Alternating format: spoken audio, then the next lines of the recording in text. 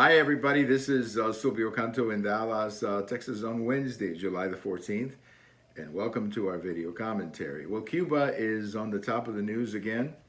We're not seeing the videos as much, and that's because the internet has been terminated. So without internet, obviously, these videos that we were watching almost on a minute-by-minute basis are not going to be shown. Now, there are some people probably in embassies and perhaps other places that may have access to the internet, and maybe they're the ones who could be sending out videos. I don't know, but those videos right from the street that we saw for several days are probably not going to be happening again.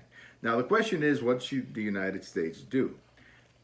My first reaction to President Biden was that his response, the initial response, was okay. It was okay. I mean, it was just basically a presidential statement, nothing more than that. But I really hope that they're doing something through private channels to make it very clear to the Cuban government that the United States is not going to tolerate a bloodbath in Cuba.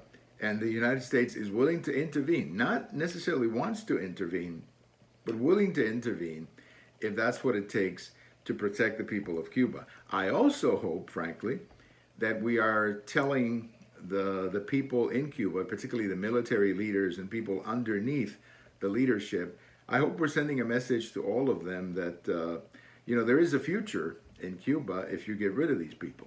We will stop the embargo. We will flood the country with vaccines, for example, that the country desperately needs. And we will help a provisional government get its feet on the ground so that it can move on to elections down the road. I think that's the message we should be sending the people in Cuba who have the ability to make change, the people in Cuba who could replace the leadership with some change. Now, a lot of those people are probably scared to death of doing something like this, but there's always going to be somebody in the military who would be willing to organize something. Remember, that is how Batista came to power.